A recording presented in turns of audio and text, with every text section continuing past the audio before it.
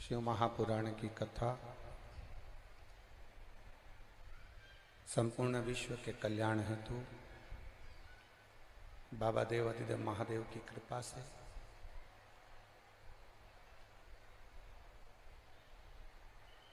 भगवान कृष्ण की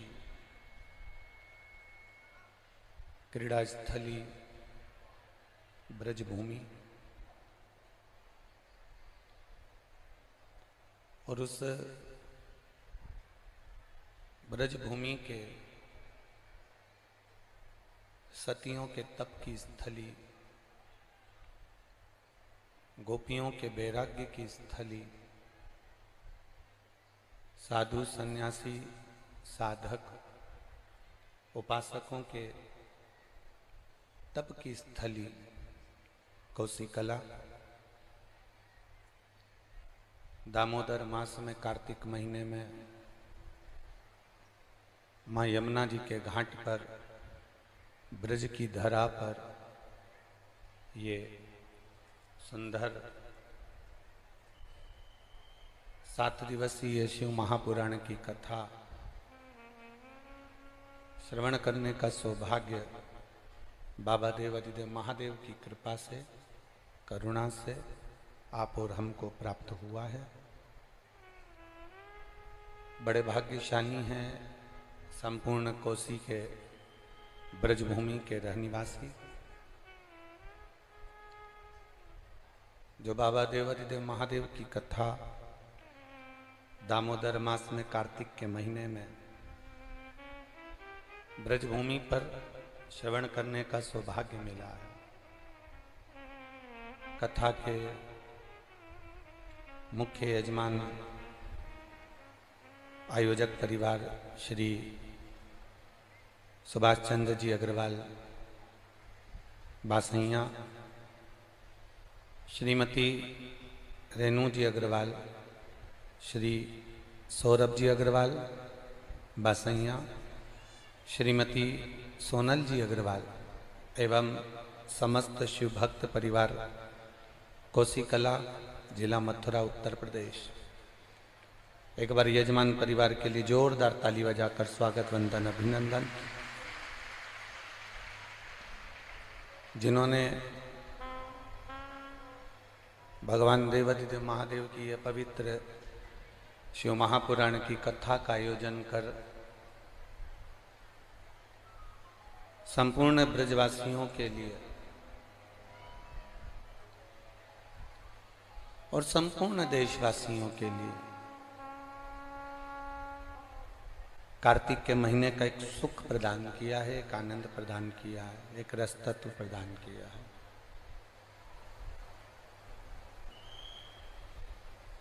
मानव का जो जीवन है, मनुष्य की जो देह है, मानव का जो शरीर है,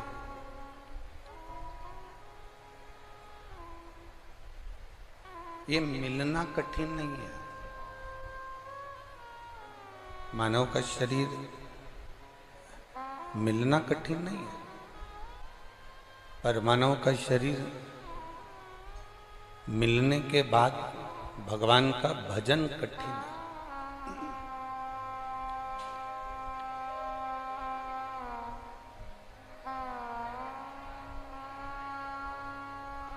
मान लो ये मनुष्य का शरीर मिल भी गया,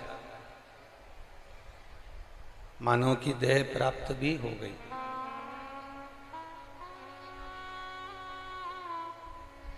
शरीर मिल भी गया और वो शरीर मिलने के बाद भी अगर हम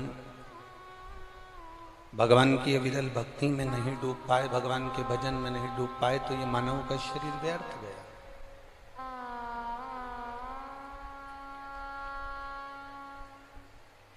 एक जो गुटखा खाने वाला होता है ना, तंबाकू खाने वाला, जो गुटखा खाने वाला होता है, तंबाकू खाने वाला होता है, हम उनको कहते हैं कि तुम्हें ट्रेन में सफ़र करो तो रिजर्वेशन कराने की ज़रूरत ही नहीं है, क्योंकि रिजर्वेशन तुम ट्रेन की सीट का कराते हो और 2 घंटा भी चैन से नहीं बैठ पाते हो। बार बार तुमको गुटखा थूकने के लिए बाहर जाना पड़ता है, बार बार तुम्हें गुटखा थूकने के लिए कहीं बाहर पहुंचना पड़ता है, और तुम्हारा जो कराया गया रिजर्वेशन है, तुम्हारी कराई गई सीट की बुकिंग है, उसका सुख कोई दूसरा भोगता है।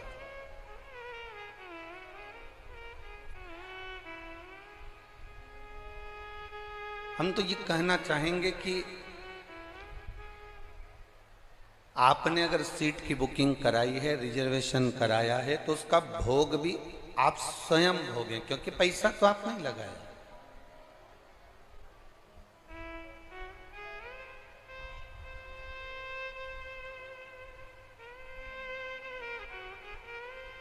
ये मैं श्री सुभाष जी अग्रवाल जी को, सुभाष चंद्र जी अग्रवाल जी को और श्री सौरभ जी अग्रवाल जी को मैं धन्यवाद देना चाहूंगा कि आप पहले यजमान हो जो पूरी 3 घंटा बैठकर कथा सुन रहे हो। नहीं तो और कथाओं में तो यजमान कथा करवा लेते हैं, खर्चा भी कर देते हैं, पर चैन से बैठकर कथा नहीं सुन पाते, यहाँ घूमे वहाँ घूमे। पर मैं सौरभ जी आपको भी और श्री सुभाष चंद्र जी अग्रवाल जी आपको भी धन्यवाद दूंगा कि आप अगर इस कथा को करवाए हो तो बाबा की कथा को आप दिल से सुन रहे हो बैठकर। हम आपसे भी कहेंगे, इतनी दूर दूर से आप लोग आते हो, ट्रेन का टिकट लगाकर, बस का टिकट लगाकर, ऑटो का 200-250 रुपये, 50 रुपये, 100 रुपये देकर आप यहाँ पहुँचते हो। और पहुँचने के बाद अगर तुम्हारा चित्त, तुम्हारा मन, तुम्हारी वृत्ति, तुम्हारा दिल अगर बाबा में ना लगे तो तुम्हारा आना तो व्यर्थ गया।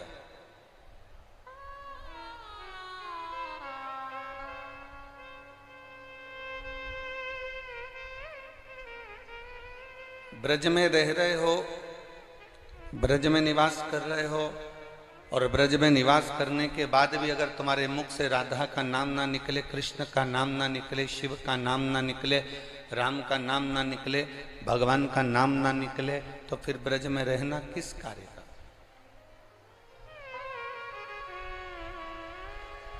वो ब्रज में रहना फिर किस काम का?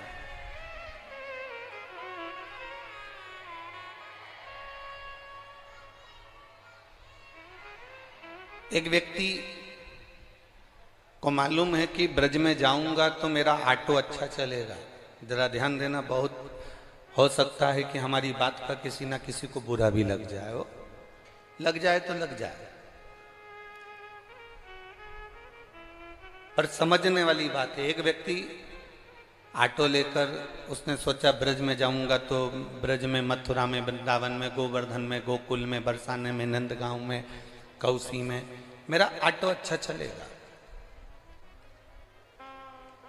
एक व्यक्ति वो आया जो कि ऑटो, रिक्शा, काम धंधा, व्यापार, व्यवसाय यहाँ अच्छा चल जाएगा तो उससे मैं अपनी कमाई कर लूंगा।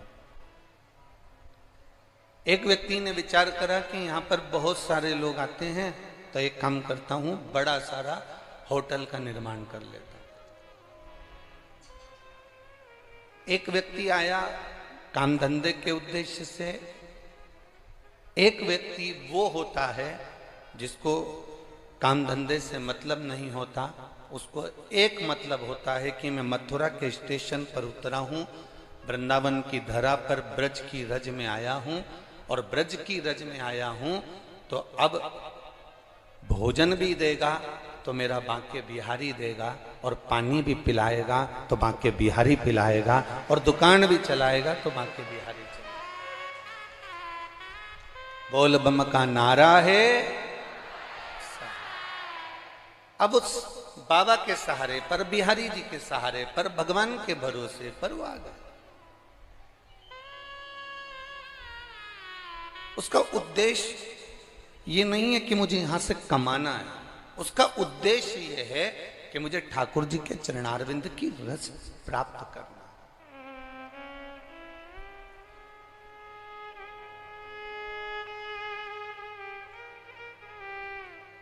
चिंता किसको नहीं होती? चिंता किसको नहीं व्यापती?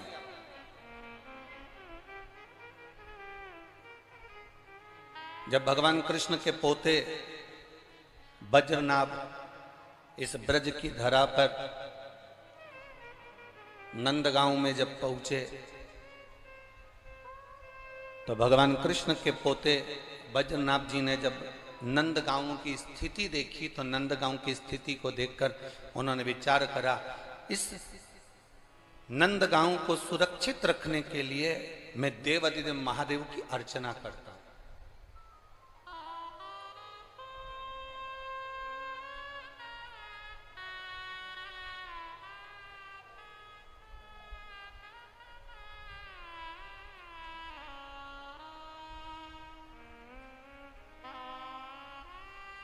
सुभाष जी अग्रवाल जी, आज हमसे कोई कह रहा था कि हम बहुत सारी कथाओं में गए, बहुत सारी कथाओं में पहुंचे। गुरुजी, आपकी कथाएं हमने कई जगह सुनी है, पर सबसे सुंदर अगर व्यवस्था कहीं मिली है तो इस कोसी कला के अंतर्गत मिली है।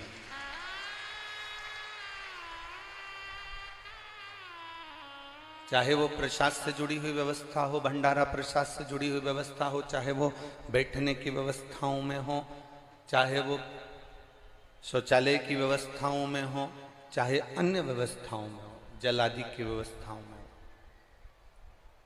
महाप्रसाद भोजन भंडारा आदि का अधिक जो प्रसाद व्यवस्था उसमें हो।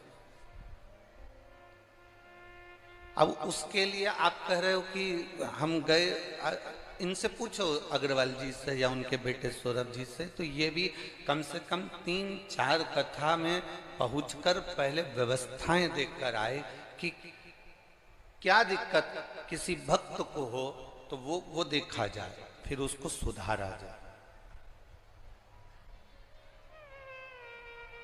भगवान कृष्ण के पोते जो बज्रनाभ जी हैं, उन्होंने विचार करा कि इस नंदगांव की रक्षा के लिए मुझे क्या करना चाहिए, इस ब्रज की रक्षा के लिए, इस नंदगांव की रक्षा के लिए मैं करूं क्या। और मेरे दादाजी ने मुझ पर भरोसा कर कर मुझे यहां भेजा है, तो ये मेरा फर्ज बनता है कि मैं कुछ अच्छा कर कर जाऊं।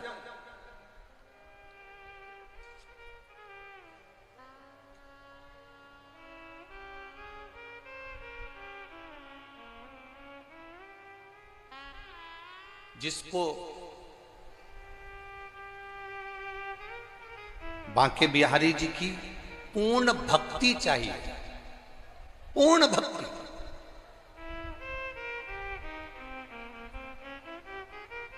जिसको बांके बिहारी जी की पूर्ण भक्ति की जरूरत है, जिसको बांके बिहारी जी की पूर्ण भक्ति, मेरे ठाकुर की, मेरे कृष्ण की पूर्ण भक्ति चाहिए,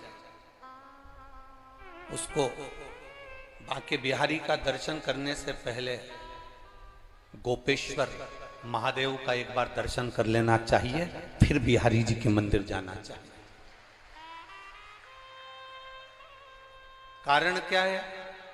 जब हम गोपेश्वर महादेव का दर्शन कर लेते हैं, गोपेश्वर महादेव के मंदिर में चले जाते हैं और भगवान देवाधिदेव महादेव का जब गोपेश्वर रूप का दर्शन कर लेते हैं, उसके बाद हम जब बांके बिहारी जी से नैन मिलाने के लिए जाते हैं, हम बांके बिहारी जी से लाड लड़ाने के लिए जाते हैं, हम बांके बिहारी जी का दर्शन करने के लिए, उनके नेत्र कटाक्ष में अपने आनंद को पाने के लिए जाते हैं, तो जब हम गोपेश्वर महादेव का दर्शन कर कर जब बिहारी जी के सामने पहुंचते हैं, तब भगवान बांके बिहारी भी जान जाते हैं कि ये मेरी प्रिय गोपी देवाधिदेव महादेव से मिलकर आए हैं, तो ये कोई साधारण नहीं हो सकते, ये साधारण नहीं हो सकते। आप डायरेक्ट चले गए, बांके बिहारी जी का आपने दर्शन कर लिया,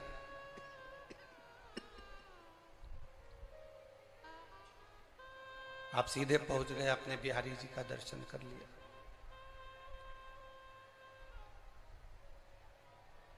कभी प्रयास करना, कभी प्रयास करिएगा। एक बार बांके बिहारी जी का दर्शन करने से पहले गोपेश्वर महादेव का दर्शन करना, और दिल से करना। जब हम गोपेश्वर महादेव के पास में जाएंगे, तो जो गोपी का दिल होता है, जो गोपी का हृदय होता है, जो गोपी का सुख होता है, वो गोपी का भाव वो गोपी का हृदय, वो गोपी का दिल हमारे गोपेश्वर महादेव आपके अंदर दे देंगे। और जब बिहारी जी का आप दर्शन करोगे तो गोपी के भाव से जब रिझाओगे तो बिहारी जी तुम्हारे और तुम बिहारी जी के हो जाओगे। फिर कोई पर्दा नहीं, कोई छल नहीं, कोई पर्दा।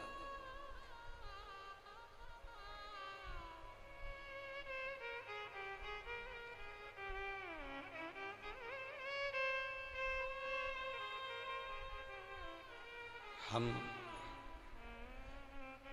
बांके बिहारी के हो गए, बांके बिहारी जी हमारे हो गए। हम ठाकुर जी के हो गए, ठाकुर जी हमारे हो गए। हम शिव जी के हो गए, शिव जी हमारे हो गए। फिर कोई बीच में पर्दा नहीं है, कोई बीच में छल नहीं है, कोई बीच में कपट नहीं है। बद्रीनाथ जी ने विचार किया, बद्रीनाथ जी विचार कर रहे हैं कि इस नंद गांव में मैं तप करूं और शिव की अर्चना करूं। बहुत समझने वाला विषय है। जब भगवान कृष्ण के 16,108 रानियों से मंगल विवाह हुए, संतान का जब सुख नहीं हुआ तो उन्होंने स्वयं गर्गाचार्य बाबा को बुलाकर पूछा था कि मेरे यहाँ संतान कैसे होगी। तब एक एक रानी के साथ में 11-11 दिन तक भगवान शंकर ने शिव जी का अभिषेक किया भगवान कृष्ण ने, और 1,77,186 भगवान कृष्ण के घर में बच्चे हुए शिव जी की कृपा से।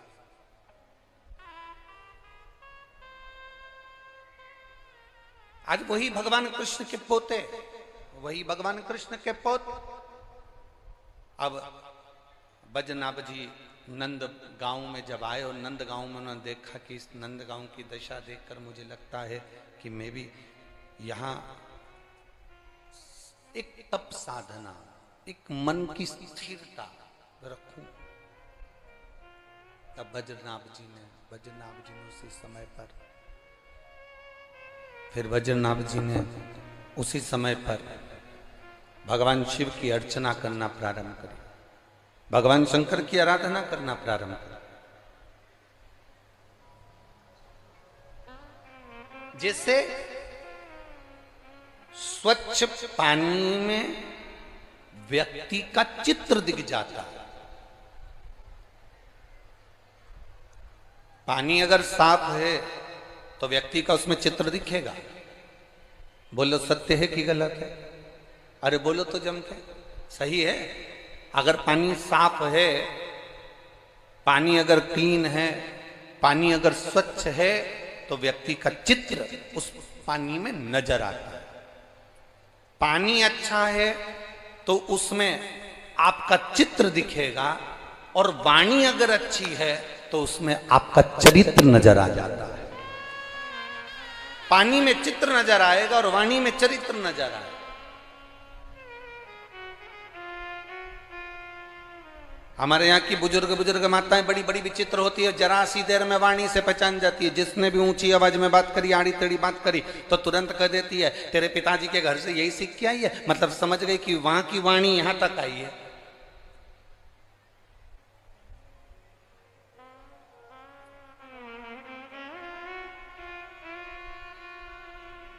पानी स्वच्छ है तो उसमें आपका चित्र नजर आ सकता है।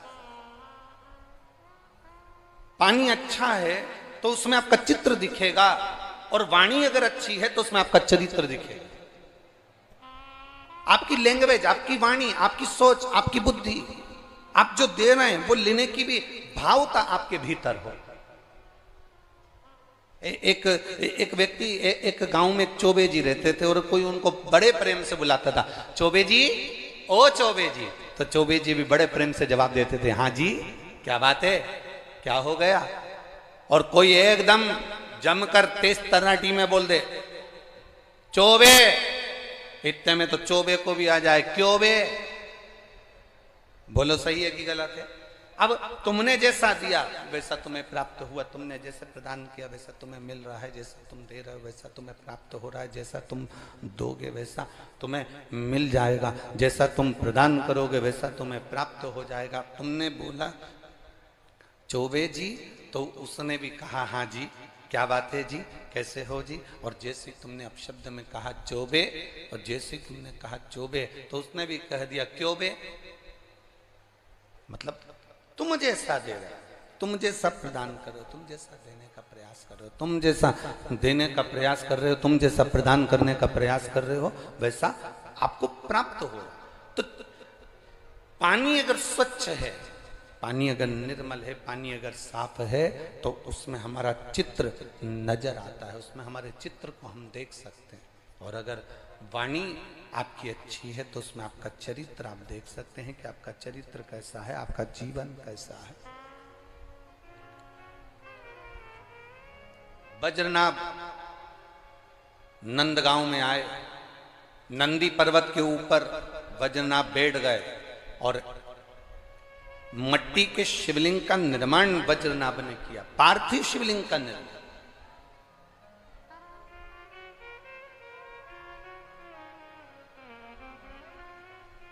और जब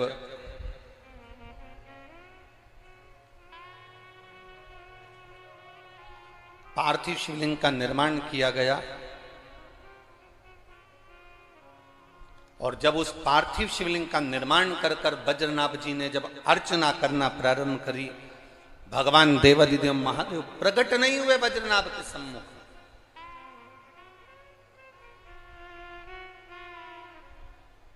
समय निकलता गया, समय निकलता गया, पर बाबा देवादिदेव महादेव प्रकट नहीं हो पाए, भगवान शिव सम्मुख में आई ही नहीं। तब वज्रनाभ ने सोचा जरूर कोई ना कोई कमी होगी, जरूर कोई ना कोई मेरी सेवा में कमी रह गई होगी, इसलिए जरूर कुछ ना कुछ हुआ होगा। जैसे आप कभी आशीश्वर महादेव का दर्शन करने के लिए अगर आप जाएं, आप लोग गए हो आशीश्वर महादेव? कौन कौन गया? जरा हाथ उठाओ जरा। आशीश्वर गए हो सब लोग? रखिए हाथ। अगर आशीश्वर महादेव का दर्शन करने के लिए गए होगे तो आशीश्वर महादेव के पास में छतरी बनी हुई है लाल कलर की, करें दर्शन। जिस छतरी का नाम है पंडित नवल किशोर की छतरी। किसकी छतरी है वो? बोलो बोलो, जम के बोलो जरा। पंडित नवल किशोर की छतरी। कभी आपने पूछा जब आशीश्वर महादेव का दर्शन करने जाओ तो उस छतरी के बारे में कभी पूछना कि पंडित नवल किशोर कौन थे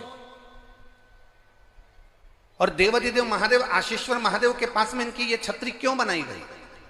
कौन थे ये, क्या करते थे ये पंडित नवल किशोर जो थे ये नंदगांव के रहने वाले एक ऐसे शिव भक्त थे जो आशीश्वर महादेव केवल अकेले, केवल आपको कल भी कथा में कहा था कि दुनिया में भारत की भूमि पर केवल एक शंकर का मंदिर ऐसा है जहां पर शंकर का शिवलिंग अकेला, ना पार्वती जी, ना गणेश जी, ना कार्तिकेय, ना नंदी, कोई नहीं था, केवल शिव का शिवलिंग अकेले। मेरे महादेव अकेले भगवान कृष्ण का दर्शन करने के लिए आस लगाकर बैठे रहे, वो आशीश्वर महादेव कहलाए। ये धातु की प्रतिमाएं पार्वती जी, गणेश जी, नंदी, ये तो सब बाद में रखे, पर पहले प्रथम में स्वयंभू प्रकट होने में, स्वयं पृथ्वी से प्रकट होने में केवल आशीश्वर महादेव अकेले थे। जिस समय पर आशीश्वर महादेव अकेले बैठे रहते थे तब पंडित नवल किशोर जब शंकर के भक्त एक बार नंदगांव से पहुंचे और भगवान देवादिदेव महादेव के पास में जब उन्होंने दर्शन किया,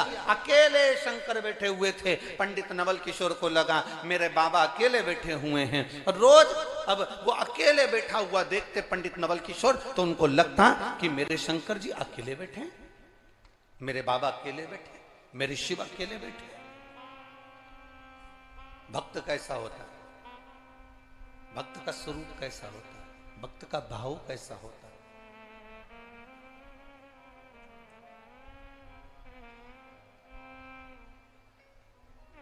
जरूरी नहीं है कि तुम बांके बिहारी का दर्शन करने जाओ तो बहुत माला अच्छी से अच्छी लेकर जाओ। आज के ज़माने में वृंदावन में एक बड़ी बड़ी चीज़ें देखने को मिलती है, थोड़ा हम कह देंगे तो लोगों को हो सकता है हमारी बात का बुरा लग जाए, पर सत्यता कहने में पीछे नहीं हटेंगे। बिहारी जी का दर्शन करने जाओ, माला आप अच्छी चुन कर लेकर जाते हो। पत्नी ने पूछा आप माला अच्छी चुन कर लेकर जा रहे हो? हाँ, वो माला तो अंदर जाती है, वही माला पंडित जी अपने को पहना देते हैं। आपने बिहारी जी के लिए वो माला नहीं, आप बिहारी जी के लिए वो माला नहीं ले।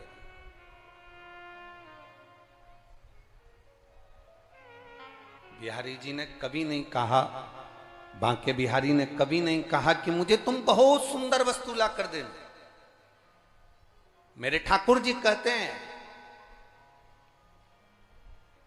मेरे ठाकुर जी वर्णन करते हैं, मेरे लाडले वर्णन करते हैं कि मुझे तुमसे कोई कीमती वस्तु नहीं चाहिए, मुझे तुमसे कोई धरोहर नहीं चाहिए, मुझे तुमसे कोई धन या वैभव या तुम्हारा बहुत सा राजसी ठाट नहीं चाहिए, मुझे तुमसे बहुत सारी कीमती वस्तुओं की चाह नहीं है, मुझे तुमसे बहुत सारे धन और वैभव की चाह नहीं है, मुझे तुमसे बहुत सारी सत्ता की चाह नहीं है, मुझे तुमसे बहुत सारी सत्ता वैभव की चाह नहीं है। भगवान कृष्ण कहते हैं अगर मुझे देना चाहते हो तो केवल आप दिल से जब मेरे मंदिर में प्रवेश करो, आप हृदय से जब मेरे मंदिर में आओ, आप जब दिल से हृदय से मेरे मंदिर के अंदर जब प्रवेश करो, मंदिर के अंदर जब पहुंचो, उस समय पर बस इतना याद रखना कि माला सुंदर लाए कि ना लाए, तुम प्रसाद का डिब्बा लाए कि ना लाए, तुम कोई वस्तु लाए कि ना लाए, पर इतना याद रखना कि तुम अपना दिल पवित्र भाव से लेकर मंदिर के अंदर आए कि ना आए, ये बात का स्मरण आपके भीतर होना चाहिए। वो एक लाइन बड़ी सुंदर आप लोग हमेशा गुनगुनाते रहते हो कि मैंने आंगन नहीं बुहारा कैसे आए,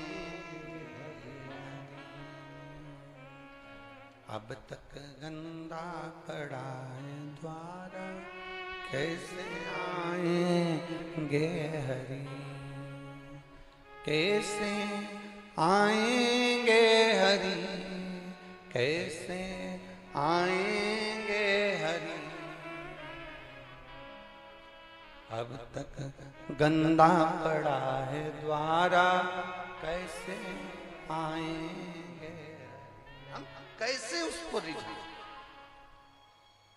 बजरनाभ जी ने विचार कर लिया, मैं भगवान को मना कर रहूंगा, क्या दूं मैं शिव जी को, क्या प्रदान करूं मैं शंकर भगवान को।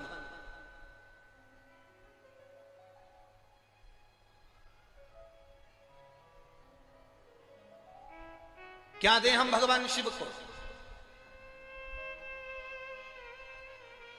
कार्तिक के महीने में एक बेलपत्र, 3 शमी पत्र, बहुत ध्यान दीजिएगा, कार्तिक के महीने में एक बेलपत्र 3 शमी पत्र,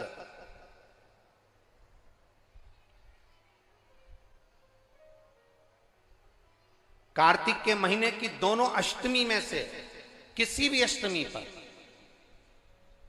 चाहे उजाले की हो चाहे अंधेरे की, शुक्ल पक्षी की हो चाहे कृष्ण पक्ष की, एक बेलपत्र 3 शमी पत्र, आप कभी दिल से, कभी मौका मिले हृदय से, दामोदर मास में, कार्तिक मास में अशोक सुंदरी वाली जगह का स्पर्श कर कर भगवान शंकर के शिवलिंग पर एक बार समर्पित कर कर देखना, और दूसरे वर्ष इंतजार करना कि तुमने कार्तिक महीने में अष्टमी के दिन बाबा को शमी पत्र और बेलपत्र दिया था, क्या बाबा ने तेरे घर में धन और वैभव दिया कि नहीं दिया। जो स्थिति में गाड़ी चल रही थी वो स्थिति की गाड़ी तेरी पार हुई कि ना। कितने बेलपत्र बोलो, बोलो जम के बोलो जरा, कितना शमी पत्र, एक बेलपत्र 3 शमी पत्र।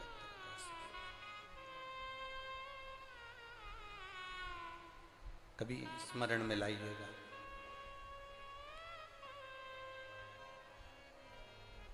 बस ये जो कार्तिक महीने में दामोदर मास में आप एक बेलपत्र 3 शमी पत्र अष्टमी के दिन, चाहे शुक्ल पक्ष की हो चाहे कृष्ण पक्ष की हो, ये दोनों अष्टमी में से किसी भी अष्टमी को जब आप समर्पित करें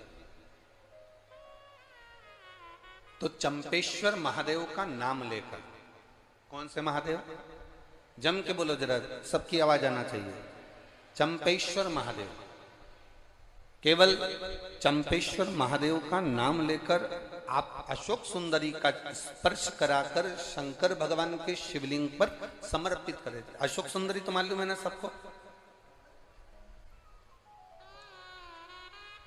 जैसे ये शिवलिंग, ये जलाधारी, ये बीच में से जो दो लाइन गई, गणेश कार्तिकेय, और बीच में एक लाइन जाती है मोटी सी शिवलिंग के सम्मुख में, उसको अशोक सुंदरी का स्थान कहा।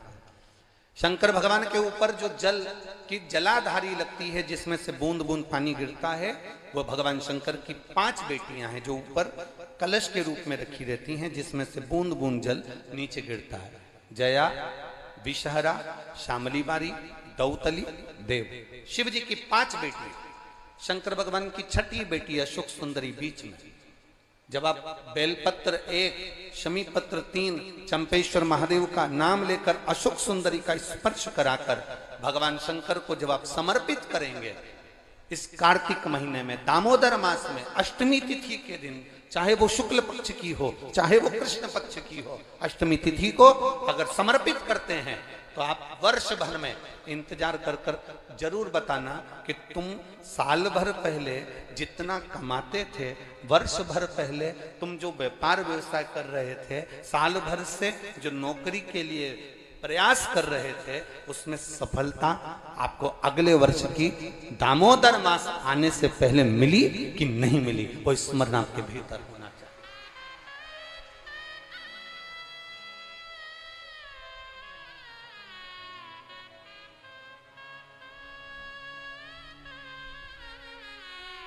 शंभु शरणे घड़ी रे दुख काटो दया करने दर्शन। आप दिल से उससे प्रार्थना करोगे तो वो दिल से दे देगा। महाराज, ईमान और जुबान, 2 चीजें व्यक्ति की पक्की होना चाहिए। क्या क्या बोलो, जम के बोलो। ईमान और दूसरी जुबान पक्की हो।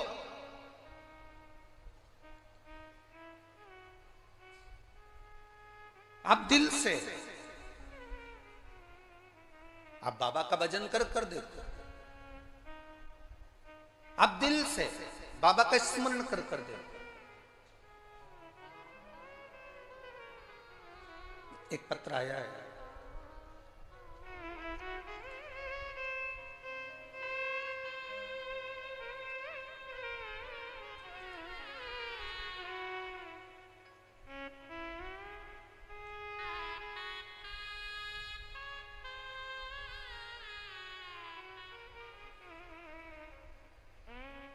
चंद्रमुखी शर्मा, पता है राया मथुरा, कहीं बैठी हैं? हाथ हिला सकती हैं अगर कहीं बैठी हो तो हाथ हिलाइए। आप ही हैं? दोनों हाथ हिला दो एक बार।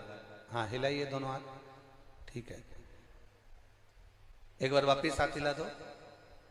चंद्रमुखी शर्मा, राया मथुरा से रहने वाली हूं गुरुजी। बाबा का मैं क्या गुणगान करूं। मेरी बेटी मुस्कान कई सालों से नौकरी की तैयारी कर रही थी कि सरकारी नौकरी मिले, पर नहीं मिली। आखिरी में हताश होकर वो मंदिर जाना भी छोड़ी, भगवान का भजन करना भी छोड़ी। तब एक बार टीवी पर हमने कथा सुनी, और कथा सुनकर हमारी बेटी से कहा कि देख, वो महाराज सियोर वाला कहता है कि शिव जी को 1 लोटा जल चढ़ाना चाहिए। मां, हम ब्रज की रज में रहते हैं, ठाकुर जी का भजन करते हैं, शिव को जल चढ़ाने का बाबा कह रहे हैं। मैंने अपनी बेटी से कहा, कृष्ण और शिव में कोई अंतर नहीं। कृष्ण जब तक नहीं मिलते जब तक शंकर की भक्ति ना हो, और शंकर जब तक नहीं मिलते जब तक कृष्ण की भक्ति ना हो। ये दोनों का मिलना सरल नहीं है। मैंने कहा जब टीवी पर बाबा कह रहे हैं, सीवर वाला महाराज कह रहे हैं कि एक लोटा जल सारी समस्या का हल, तो चढ़ाने में जाता क्या है? माँ 7 वर्ष से नौकरी की तैयारी कर रही हूं पर नहीं मिली, तो मुझे नहीं लगता कि मिलेगी, पर तुम कहती हो तो मैं शंकर जी को जल चढ़ाना प्रारंभ करती हूँ। शिव जी को जल चढ़ाना चालू करा मेरी बेटी मुस्कान शर्मा ने, और बाबा का मैं क्या वर्णन करूं गुरुदेव। मेरी बेटी ने एग्जाम दिया और बाबा की कृपा से उसका इंडियन नेवी में हो गया। मैं बाबा को यहाँ प्रणाम करने के लिए आई हूँ।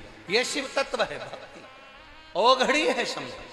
बैठिए बहन, हर हर महादेव। अर्थात शिव महापुराण की कथा कहती है आपका विश्वास, आपकी भक्ति, आपकी दृढ़ता, आपका विचार जब दृढ़ नहीं होगा तब तक भगवान कैसे मिलेगा?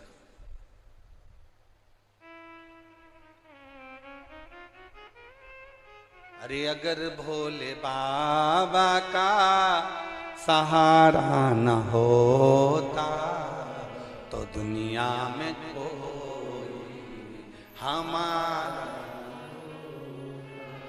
कौन किसका होगा? आपकी दृढ़ता, आपका भरोसा, आपका विश्वास पक्का। एक माँ ने एक पत्र में लिखा, उसने अपना फोटो भी भेजा है जिसमें वो उसका बच्चा पेट में 1 महीने पहले मर चुका। जरा देखिए पत्र, देखिए बड़ा विचित्र है।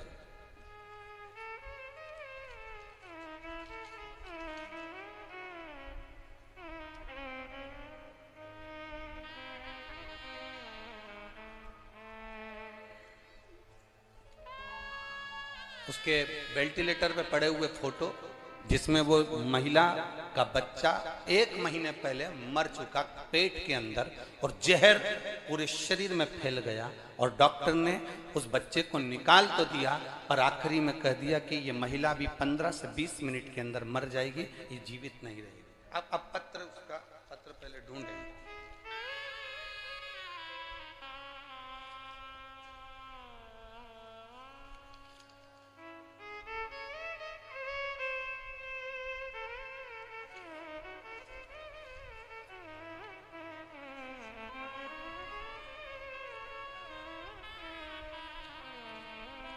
शंभु शरणे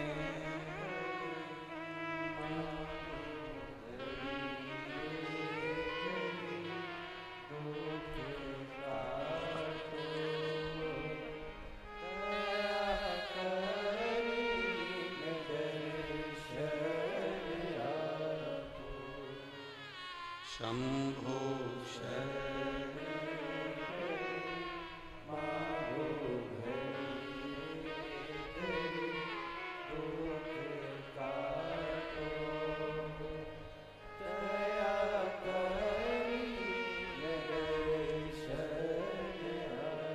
मेरा नाम राधिका है, मेरे पति का नाम गौरव चौहान है। मैं पलवल में रहती हूँ। कोसी कला मेरा गांव है। कहीं बैठी हो तो हाथ हिला सकती हूँ। गुरुदेव,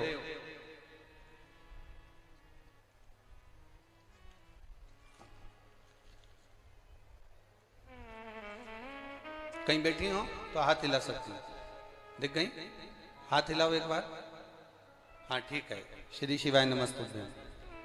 पहले तो बाबू आपको वापस आने की बधाई, जो भगवान ने आपके प्राण वापस दी है, भोलेनाथ की कृपा आप पर हुई।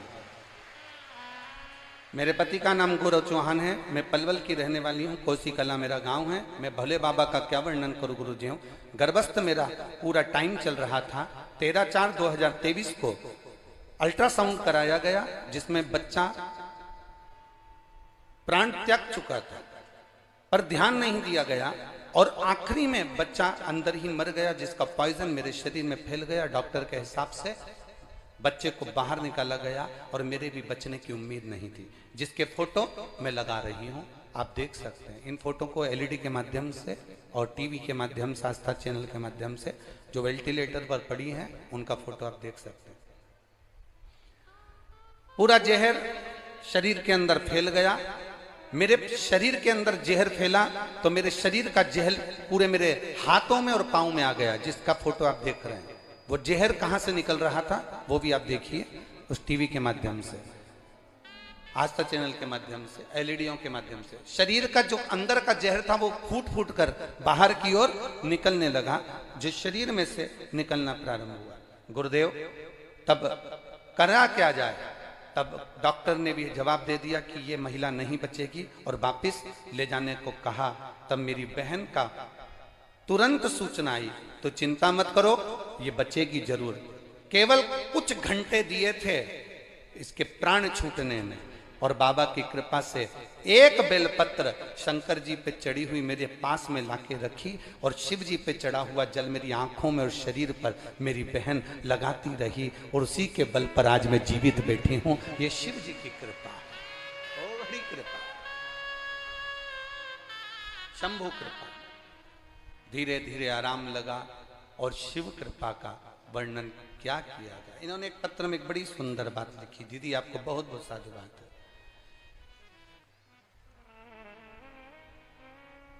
इसमें आपने लाइन लिखी है, अगर भोले बाबा का भरोसा ना होता तो दुनिया में कोई हमारा ना होता। ये शिव बैठिए बहन, हर हर महादेव। शंभु कहते किसको है? अकाल मृत्यु वो मरे जो काम करे चंडाल का, और काल उसका क्या बिगाड़े जो भक्त हो महाकाल का। जो शिव की आराधना करता है, शंकर की आराधना करता है, शिव भक्ति में डूबा रहता है। जो शंकर की भक्ति में डूबा रहता है, शंकर की आराधना में जो डूबा हुआ है, उसको दुख क्या, उसको तकलीफ क्या, उसको कष्ट क्या है, क्या दुख है, क्या तकलीफ है, क्या कष्ट है। अब सौंप दिया इस जीवन का सब भार तुम्हारे हाथ। चल रहा है नहीं ऐसा है। अब सौंप दिया इस जीवन का सब भार तुम्हारे हाथ, हे हार तुम्हारे हाथों और जीत तुम्हारे हाथ। हमारा समर्पण, हमारी भक्ति, हमारा हृदय, हमारा चित्त हम परमात्मा को कैसे ना दे दें, हम भगवान को कैसे ना प्रदान कर दें। आपने अगर दिल से, आपने हृदय से भगवान शंकर को रिझाया है, भगवान शंकर की आराधना अगर आपने दिल से करी है, शिव की भक्ति आपने अगर दिल से करी है, तो कैसे ना दे। ए ब्रज की जीजियों और मेरे ब्रज के जीजाओं, एक बात बहुत सावधानी से सुनना। दामोदर मास में, कार्तिक के महीने में, यमुना के तट पर ये ब्रज की रज में आप जो कथा सुन रहे हो, और श्री सुभाष जी अग्रवाल जी, सौरभ जी अग्रवाल जी जिस कथा को करवा रहे हैं, आप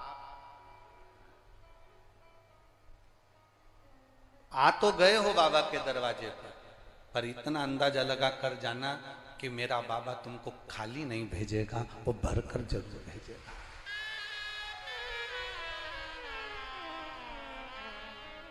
उसका विश्वास दृढ़ रखो, भरोसा पक्का रखो।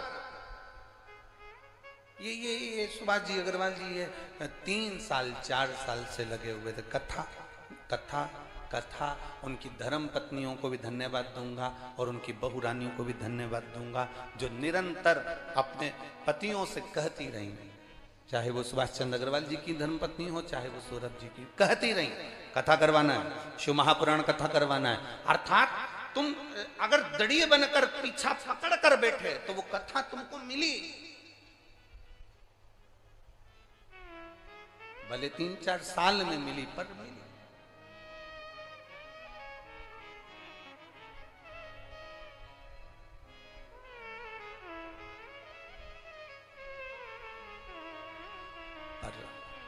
अगर आप दड़ी बनकर बैठोगे, भगवान शंकर की आराधना दड़ी बनकर करोगे, ईमान और जुबान पक्की रखकर आप शिव की अगर आराधना करोगे, तो अगर कथा मिल सकती है तो क्या मेरा महादेव नहीं मिल सकता? क्या मेरा शिव नहीं मिलेगा? अवश्य प्राप्त।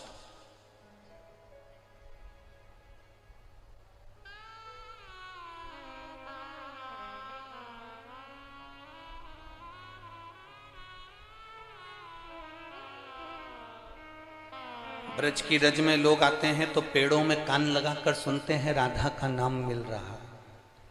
ब्रज की रज में लोग आते हैं तो वृक्षों के कान लगाकर सुनते हैं कि बंसी की धुन मिल रही है। हम कहते हैं इतने खो जाओ परमात्मा में,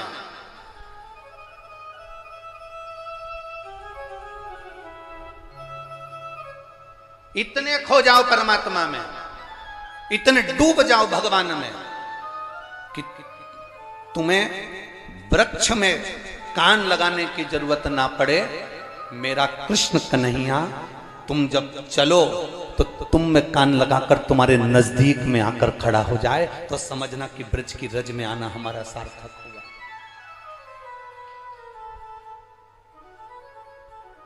हमारा ब्रज की रज में आना सार्थक हुआ, तब समझिए आप।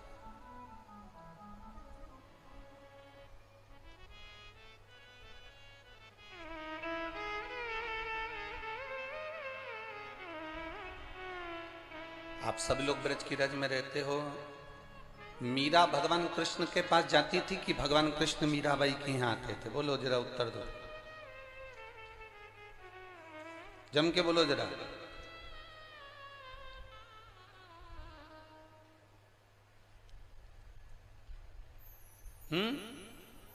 बोलो बोलो, जम के बोलो जरा। मीरा भगवान कृष्ण के पास जाती थी कि भगवान कृष्ण मीराबाई के पास जाते थे? अरे बोलो जम के जरा, और आवाज आना चाहिए दमदारी से जरा।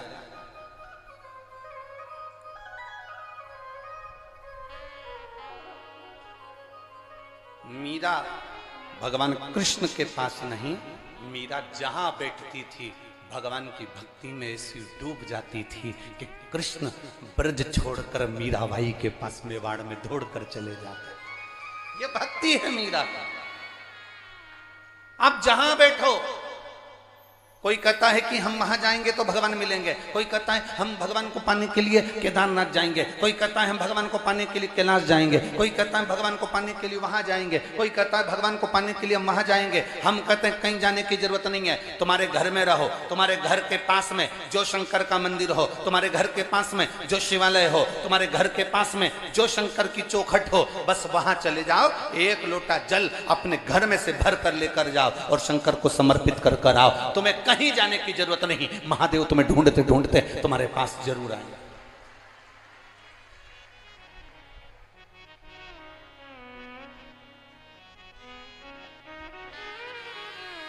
वो ढूंढता ढूंढता पहुंच जाए।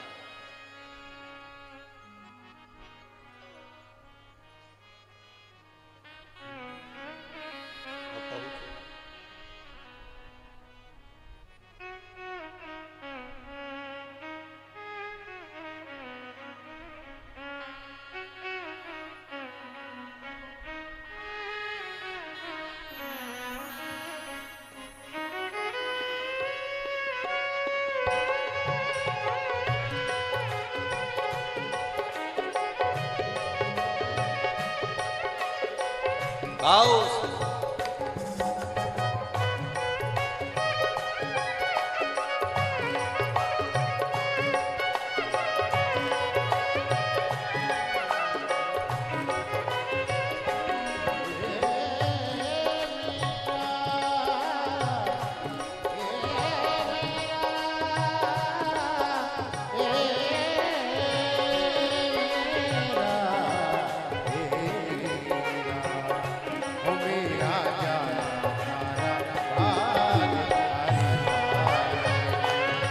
मीरा जागो तारो भाग हरि के रंग में।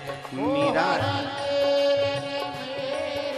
प्रभु के रंग में, प्रभु के रंग में हो।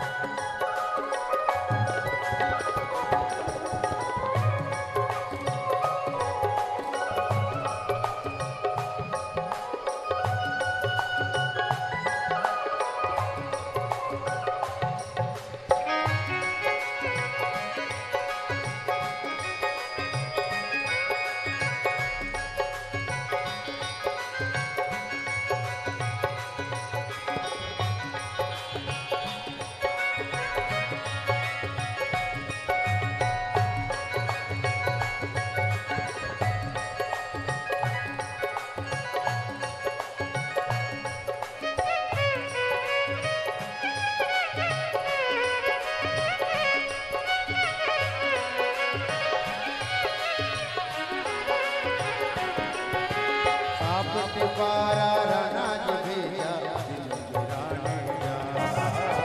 आप पिटारा रानाज भेजा ओ साप पिटारा पे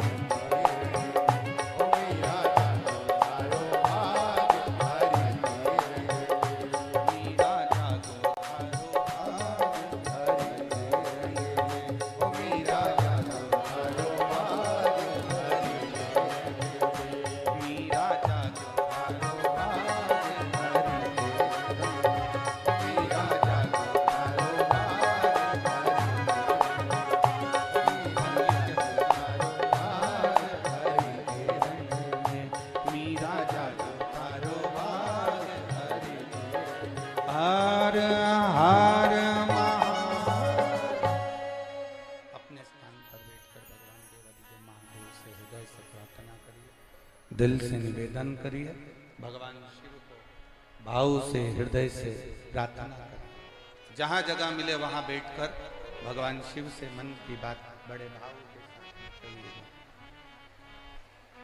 जो कार्यकर्ता खड़े हैं वो भी बैठकर भगवान शंकर से अपने मन की बात, अपने हृदय की बात, अपने दिल से बाबा से प्रार्थना करिए। श्री शिवाय नमस्तु, श्री शिवाय नमस्तु, श्री शिवाय नमस्तु, श्री शिवाय नमस्तु, श्री शिवाय नमस्तु। भोला सब दुख काटो म्हारा, ओ भोला सब दुख काटो म्हारा। शिव शंकर जपो तेरी माला, भोले बाबा जपो तेरी माला, भोला सब दुख काटो म्हारा, ओ भोला सब दुख काटो म्हारा। वेश मंगल मंगलकारी, वेश मंगल मंगलकारी, शमशान वासी हमारा, शमशान वासी ओ भोला सब दुख काटो,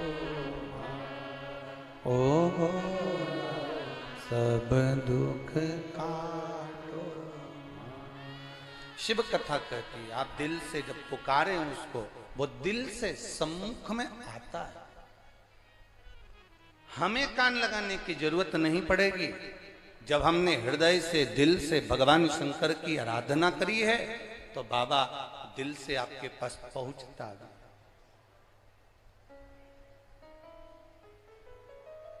आपने हृदय से पुकारा तो क्यों ना आया। बद्रीनाथ भगवान कृष्ण के पोते भगवान शिव की आराधना में लीन क्यों नहीं आ रहे बाबा। एक बार पशुपति व्रत करा नहीं हुआ काम, दूसरी बार पशुपति व्रत करा नहीं हुआ काम, तीसरी बार पशुपति व्रत करा नहीं हुआ काम, तो क्या बाबा सुनेगा नहीं। एक माँ ने पत्र में लिखा है, मेरा बेटा 2013 को कहीं चले गया था, जिसकी रिपोर्ट मैंने थाने में भी करी थी, उसकी पूरी रिपोर्ट आदि कादिक में लगा रही हूँ। गुरुदेव मेरा बेटा पीलाराम पटेल, ग्राम मेनापारा, थाना खरसिया, जिला रायगढ़, छत्तीसगढ़ के हैं। जरा कहीं बैठी हो तो हाथ हिला सकती हैं, अगर कहीं बैठी हो तो हाथ हिला सकती हैं। मैं क्या बखान करूं गुरुदेव।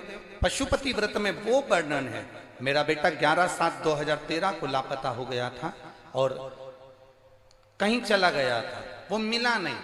मैंने भी सबने कहा तुम्हारा बेटा अब नहीं मिलेगा। जब 2013 का गया और 2023 चल रहा है तो बेटा कहां से मिल सकता है। मैंने टीवी पर कथा सुनी और कथा सुनकर आसन लगाकर आप कहते हो कि अगर टीवी के सामने भी आसन लगाकर बाबा से जो मांगा जाए वो बाबा देता है।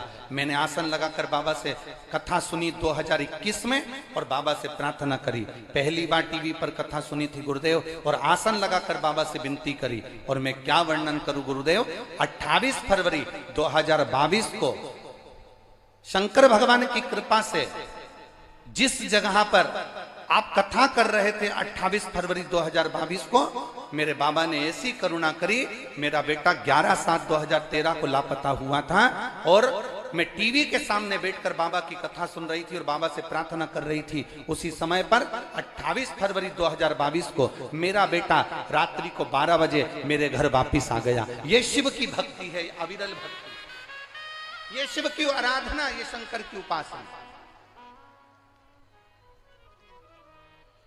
उसका भजन, उसका स्मरण आप दिल से अगर करे हो तो उसने दिल से दिया।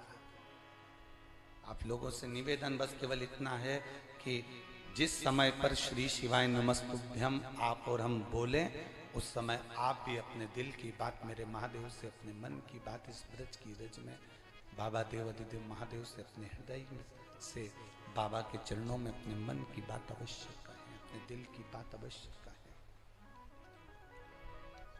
भगवान से अपने मन की बात अवश्य कहें। वज्रनाभ को लगा कि क्या भगवान प्रकट नहीं हो रहा, शिवजी मेरी भक्ति को स्वीकार नहीं कर रहा। जैसे अश्लेश्वर महादेव के मंदिर के पास में नवल किशोर जी की छतरी है, पंडित नवल किशोर की, तो वो छतरी क्यों बनी उसका स्मरण करिएगा कि पंडित नवल किशोर रोज शिव के मंदिर जाते थे और नंदगांव से आशीश्वर महादेव का दर्शन करने जाते थे, रोज भगवान को फूल पत्ती समर्पित करते थे। एक दिन पंडित नवल किशोर के मन में यह भाव जागृत हो गया कि शंकर अकेले बैठे रहते, एकांत में अकेले, कोई नहीं उनके पास में, ना उनके पुत्र गणेश है, ना कार्तिकेय हैं, ना जगत जननी पार्वती है, ना नंदी है। तब पंडित नवल किशोर को लगा मैं भोलेनाथ जी को अकेला नहीं रहने दूंगा। अभी आपको कथा में कहा था, आप पत्ती ले जाएं, बेलपत्र ले जाएं ना ले जाएं, आप शमी पत्र ले जाएं ना ले जाएं, आप एक लोटा जल महादेव के पास ले जाएं ना ले जाएं, पर अपना दिल लेकर जरूर जाना। जैसे पंडित नवल किशोर ने आज विचार कर लिया मैं क्या लेकर जाऊं, तो कि ना आज पत्ती ले जाऊंगा, ना फूल ले जाऊंगा, ना जल ले जाऊंगा, मेरा महादेव अकेला रहता है, आज मैं कुछ लेकर नहीं जाऊंगा। आज उनका मुझे एकांत समाप्त करना है। उनको लगता होगा मैं अकेला कब तक बैठा रहूं, तो पंडित नवल किशोर शंकर जी के मंदिर में जाकर बैठ गए। अकेले शंकर, अकेले पंडित नवल किशोर, अकेले, दोनों आमने सामने। दिन हो गया, रात हो गई, प्रदोष काल निकल गया, रात्रि निकल गई, सुबह हो गई। पंडित नवल किशोर और महादेव दोनों शिव जी के सम्मुख में। ये शंकर जी का मंदिर, अश्लेश्वर महादेव का मंदिर तो अब बना है। अश्लेश्वर महादेव के मंदिर में तो धातु के गणेश जी, पार्वती जी, नंदी, कार्तिकेय तो अब बैठे हैं। उसके पहले अकेले शंकर वन में, अकेले शंकर कुंड के किनारे अकेले बैठे हुए थे। पंडित नवल किशोर वहां जाकर बैठ गए। बाबा, पंडित नवल किशोर ने कहा मैं तुम्हें अकेले नहीं रहने दूंगा, मुझे लगता है तुम अकेले अकेले बोर होते होगे, अकेले अकेले तुमको अच्छा नहीं लगता होगा। भक्त कैसा होता है भगवान का। वो बैठ गया जाकर अड़भंगा होकर। अब घर के लोग पंडित नवल किशोर जी को ढूंढ रहे हैं, घर के लोग पंडित नवल किशोर को ढूंढ रहे हैं, परंतु पंडित नवल किशोर मिले का।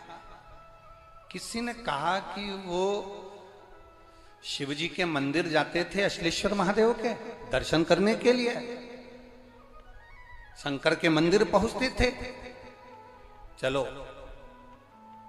दूसरे ने कहा मंदिर नहीं जाते थे, शंकर जी के मंदिर में झाड़ू पोछा लगा देते। तीसरे ने कहा नहीं नहीं नहीं, मंदिर में जाकर भगवा का श्रृंगार करते थे। चलो, ढूंढते ढूंढते पंडित नवल किशोर को नंदगांव के लोग जब ब्रजवासी अश्लेश्वर महादेव के मंदिर में पहुंचे तो वहां जाकर क्या देखते हैं कि पंडित नवल किशोर तो नहीं, केवल शंकर का शिवलिंग अकेला है। तो गांव के लोग देखकर वापिस आ गए। वापिस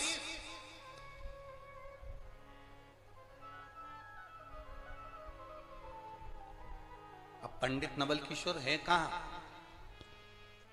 पंडित नवल किशोर है कहां? तो कोई अगर स्मरण करे तो पंडित नवल किशोर कहीं नहीं, शंकर के शिवलिंग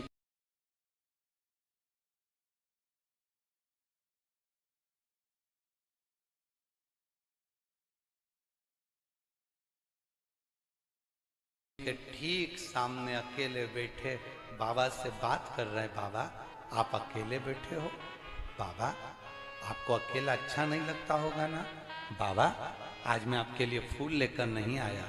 बाबा आज आपके लिए मैं बेलपत्र लेकर नहीं आया, बाबा अब मैं घर नहीं जाऊंगा, मैं केवल आपसे बात करूंगा और मुझे विश्वास है आप भी मुझसे बात करोगे। पंडित नवल किशोर हिले नहीं जब तक शंकर भगवान प्रकट होकर पंडित नवल किशोर से बात ना कर ले, हिले ही नहीं। ये ब्रज की धरा, ये ब्रज की रज है, जहां दृढ़ी बनकर अगर भक्त बैठ जाए कि मुझे बिहारी जी से बात करना है, मुझे बिहारी जी से नैन मिलाना है, मुझे ठाकुर जी के दर्शन करना है, मुझे गिरिराज बाबा की परिक्रमा करना है। बड़े बड़े शूरवीर गोवर्धन नाथ जी की दंडोती परिक्रमा करने के लिए अगर वो विचार कर कर आए कि हम तो 24 घंटे दंड लगाते रहते हैं, इतनी एक्सरसाइज करते रहते हैं, दंडोती परिक्रमा तो मैं 5 दिन में कर पूरी कर दूंगा, 3 दिन में पूरी कर दूंगा। जो दंडोती परिक्रमा दुनिया के लोग कर रहे हैं वो मैं 5 दिन में पूरी कर दूंगा। जो सूरमा बनकर आता है उसको 1 महीना तक दंडोती परिक्रमा करने में लग जाता है, और जो बाबा का दास बनकर आता है वो 5 दिन में कर भग जाता है। ये शिव है, ये भक्ति है उसकी, अविरल दृढ़ता है उसकी।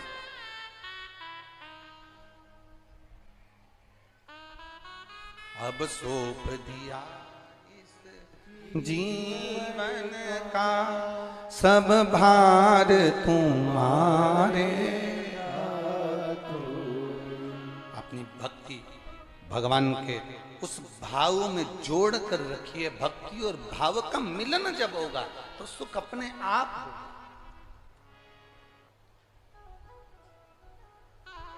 इतनी सारी बहुएं बैठी हैं, एक प्रश्न करना चाहते हैं, उत्तर दोगी क्या? तुम्हारी सास तुम्हें सोने का हार ना दे, शादी वाले वो क्या बोलते हैं, इधर क्या बोलते होंगे, हमारे यहाँ तो चढ़ावा बोलते हैं कि शादी के दिन बहू को चढ़ावा दिया जाता है, इधर क्या बोलते हैं? अरे बोलो तो जम के, चढ़ावा ही बोलते हैं। वो सोने का हार, पाटली, करधनी, पायल, लहंगा, चुन्नी बेस, 5-7 साड़ियां, डेंटिंग पेंटिंग का डब्बा, ठीक है, और चप्पल, बोलो बोलो जम के बोलो जरा, क्या बोलते हैं इसको? यहां पर चढ़ावा ही बोलते हैं ना। अब ससुर सास सोने की कोई रकम नहीं लाया, पांव की पायल नहीं लाया, कमर की तगड़ी ना लाया, भुजबंद ना लाया, कड़ा ना लाया, और एक सोने का बिस्कुट ला दे, अच्छा लगेगा? अरे बोलो तो जम के। जितने का हार बनना था, जितने की पाटली बनना थी, जितने का कड़ा बनना था, जितने की हसली बनना थी, जितने की तगड़ी बनना थी, जितने का भुजबंद बनना था, वो सारा के सारा एक सोने का बिस्कुट लाकर बहू की गोदी में दे दे, और ना हार देना, पाटली देना, चूड़ा देना, चूड़ी देना, कान का देना, नाक का देना, गले का दे, ना बिंदी देना, कुछ नहीं दे, अच्छा लगेगा? तो अच्छा लगना चाहिए ना। सोना चाहे ऐसे मिले, सोना चाहे वैसे मिले, अच्छा तो लगना चाहिए। पर अच्छा नहीं लगता, शादी में सोने का बिस्कुट इतनी दम नहीं रखता जितना शादी में दिया गया सोने का हार, पाटली, नाक की लौंग, कान का बुंदा, कमर की करधनी, भुजबंद। सोने का बिस्कुट यहां काम नहीं करेगा, यहां जेवरात काम करेंगे। उसी तरह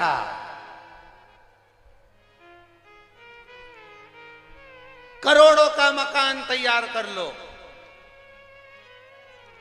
करोड़ों की गाड़ी ले लो, वो सोने का महल काम नहीं करेगा जितना तुम झोपड़े में बैठकर भी भगवान की भक्ति को भज लोगे तो वो जेवरात काम करेगा, वो जेवरात।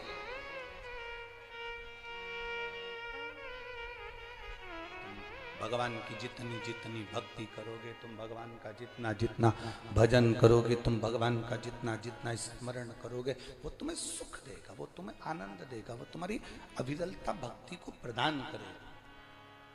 सोने का बिस्कुट बाद में काम आ सकता है, मना नहीं है, पर शादी के समय पर तो सोने का जेवर ही काम करता है, शादी के समय पर तो सोने का जेवर ही काम करेगा। उसी तरह जब तुम भगवान को रिझाने की बात आए तो वस्तु को मत देखो, तुम ये भाव रखो कि मैंने भगवान को रिझाना कैसे है, मैं भगवान को क्या दे रही। एक माँ ने बड़ा सुंदर भाव लिखा, गुरुजी मेरे घर के लोग कहते थे क्या झाड़ू लगाने से, पोछा लगाने से, क्या भगवान के मंदिर में सफाई करने से कुछ मिल सकता है? मैं प्रमाण देती हूँ। ये इतना बड़ा पत्र उस माँ ने लिखा, मैं प्रमाण देती हूँ। देखिए पत्र, देखिए कितना बड़ा।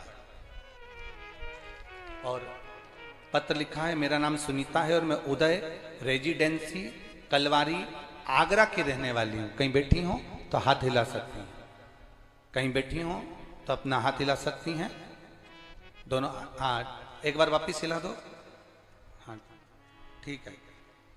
श्री शिवाय नमस्तुभ्यम। एक बार वापिस हाथ हिला दो।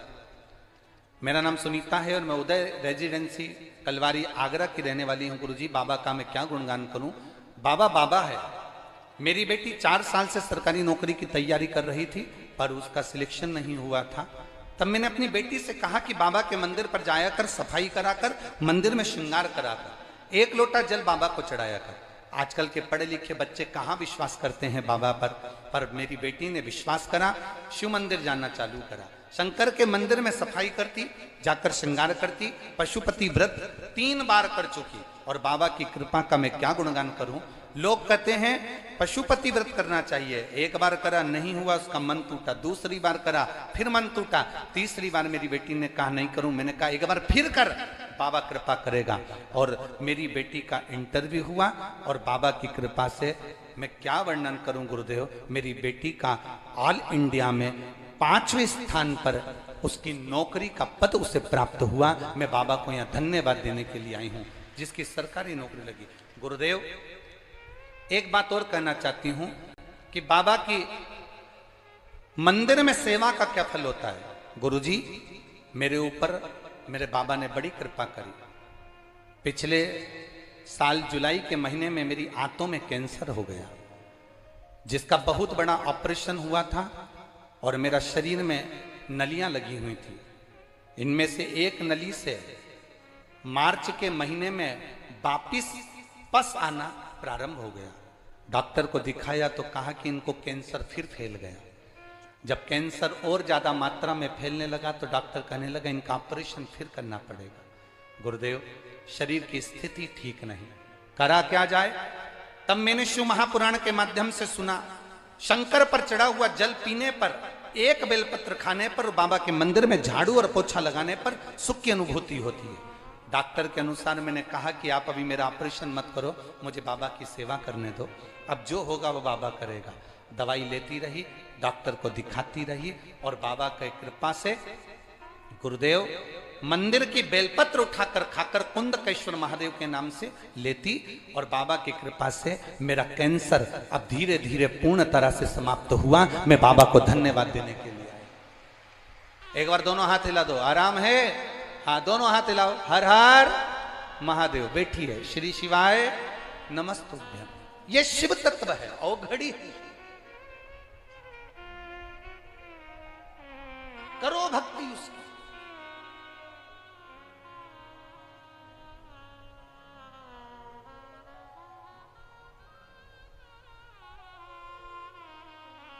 पतंग उड़े आकाश माने, डोर थारा हाथ मान, ओ वल्लभ मारी पतंग ऊंची, भोले बाबा मारी पतंग ऊंची। आप जाओ शिव के दरबार।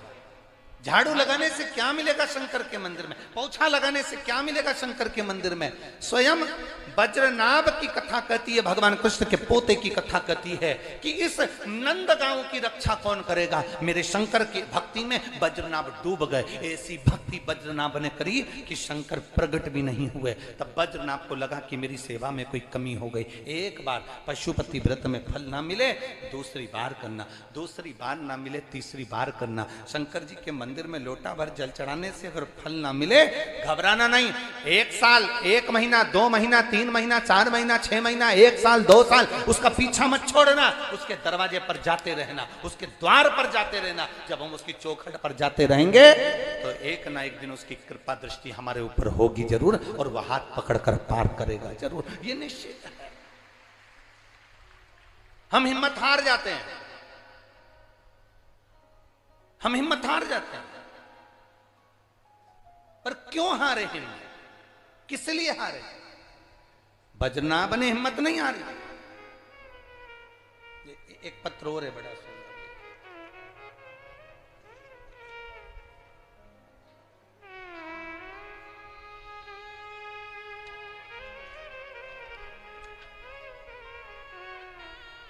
मेरा नाम देवेंद्र राजपूत है। मैं जिला अलीगढ़, गांव बिसारा की रहने वाली हूं। कहीं बैठी हैं? कहीं बैठी हो तो हाथ हिला सकती हैं। कहीं पर बैठी हो? कहां बैठी हैं? हाँ, हाथ हिला दो एक बार। हाँ ठीक है, वापिस एक बार हाथ हिला दीजिए। श्री शिवाय नमस्तुभ्यम। मेरा नाम देवेंद्र राजपूत है। मैं जिला अलीगढ़, गांव बिसारा की रहने वाली हूँ। मेरा मोबाइल नंबर ये है। 1 लोटे जल का मैं क्या वर्णन करूँ गुरुजी। मेरी बच्चादानी में डॉक्टरों ने गांठ बता दी थी। डॉक्टरों को कहना था कि ये गांठ साधारण नहीं, कैंसर जैसी है। बच्चादानी में जब गांठ बताई, इसका ऑपरेशन करना जरूरी है, इसको बाहर निकालना जरूरी है। मैं क्या कहूँ गुरुदेव, मेरी बच्चादानी में जब गांठ बताई और कैंसर जैसे रोग को बताने का प्रयास किया, तब मैं हार गई। पर आपने एक बार कथा में कहा था कि बेलपत्र के पेड़ के नीचे 2 बत्ती का दिया लगाना, और दिया लगाकर एक बेलपत्र उस बेलपत्र के पेड़ के नीचे रखना और उसको खाना। बच्चेदानी में अगर गांठ होगी तो वो गलेगी जरूर। मैंने वही करना प्रारंभ करा, और दूसरी बार मैंने जब 15 दिन तक वो प्रयोग करा, 2 बत्ती का दिया लगाकर मैंने बेलपत्र बाबा को समर्पित कर कर जब खाना प्रारंभ करी, 15 दिन बाद मैंने वापिस चेकअप करवाया तो डॉक्टरों को दिखाया, तो डॉक्टरों ने कहा कि बच्चेदानी में जो गठान थी अब वो गठान नहीं है, और तुम्हारा कैंसर जैसा रोग भी तुम्हें ग्रसित नहीं कर रहा। ये तत्व है शिव का। आप पढ़िए इस पत्र को जरा, उसमें मैं कहूंगा टीवी वाले भी बताएं। आपके बच्चेदानी में जो गठान थी अब वो नहीं रही। गुरुदेव मैं क्या वर्णन करूं, ये मेरा शिव है। बैठिए बहन, हर हर महा। शिव तत्व इसी। आपका विश्वास दृढ़ है, आपका भरोसा दृढ़ है। आपने शंकर के मंदिर बेलपत्र के वृक्ष के नीचे जाना नहीं छोड़ा, भगवान शंकर की आराधना करना नहीं छोड़ी। जब आप शंकर को नहीं छोड़े तो शंकर आपको कैसे छोड़ सकता है? शिव आपको कैसे छोड़ देगा?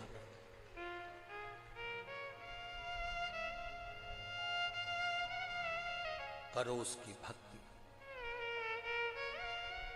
बोल बम का नारा है। आवाज आवाज जरा दम के जरा, बोल बम का नारा है। उसकी भक्ति, उसकी दृढ़ता, उसका भजन दिल से अगर किया जाए वो मिलता जाए। मेरे भोले तेरा सहारा है, मेरे भोले तेरा सहारा है, मेरी नैया का तू किनारा है, मेरी नैया का तू किनारा है। आप करो दिल से भजन। बज्रनाभ भगवान कृष्ण के पोते को शंकर का दर्शन नहीं हुआ। आखिरी में बज्रनाभ ने विचार कर लिया, अगर शिव प्रकट नहीं होंगे तब तक उनके चरण नहीं छोड़ूंगा। बज्रनाभ ने क्या करा, पूरे ब्रज के जितने कुंड सरोवर थे सारे कुंडों का जल लेकर आते और पार्थिव शिवलिंग का निर्माण कर कर नंदी पर्वत के ऊपर शिव जी को समर्पित करते। तब मेरे देवादिदेव महादेव प्रकट नहीं हुए। बज्रनाभ ने आखिरी में नंद गांव में, नंद महल के नजदीक में देवादिदेव महादेव से कहा, बाबा आप आते नहीं, आप अगर आओगे नहीं तो मैं यहीं प्राण त्याग दूंगा।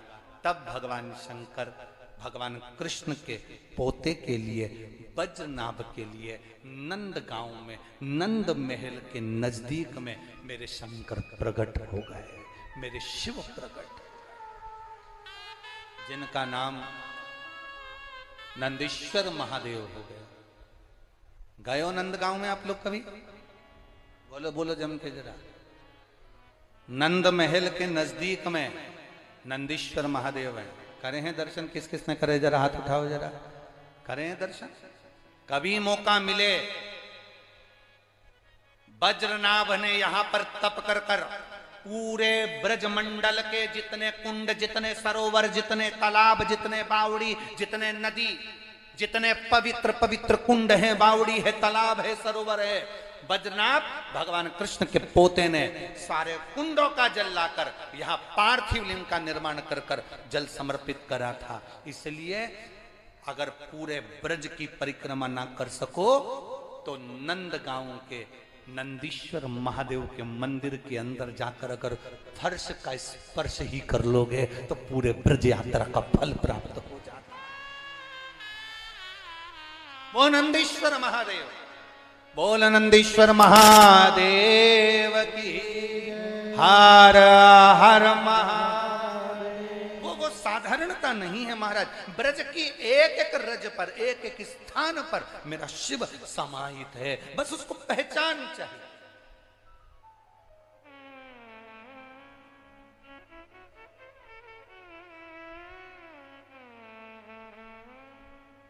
शिव पधार।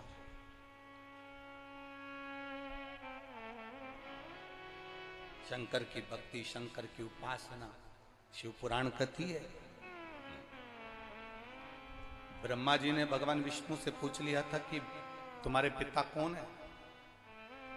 भगवान नारायण के मुख से निकल गया था कि मेरे पिता देवाधिदेव महादेव है।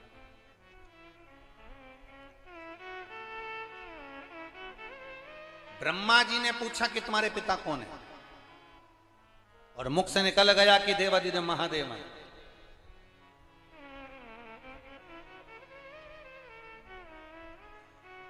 भगवान नारायण ने एक क्षण की देरी नहीं करी और कह दिया देवाधिदेव महादेव। आप लोगों से अगर कहीं का व्यक्ति प्रश्न करता है, आप लोगों से लोग कहते हैं, कई लोग गोवर्धन नाथ जी पर जब दूध चढ़ता है और गिरिराज बाबा पर दूध चढ़कर वो पांव के अंदर आता है तो इतने सारे लोग बाबा के चरणों में आकर, गिरिराज जी के चरणों में आकर प्रश्न करते हैं, अरे इससे तो कहीं किसी को पिला देते तो अच्छा था, कहाँ गिरिराज बाबा पे दूध चढ़ाया, वो पाँव में आ रहा है, ऐसा हो रहा है, वैसा हो रहा है। पर कभी विचार करा, सनातन धर्म पर उंगली उठाने वाले जितनी भी उंगली उठाते हैं उनको वचन के अनुकूल, शब्दों के अनुकूल आपको उत्तर देना चाहिए।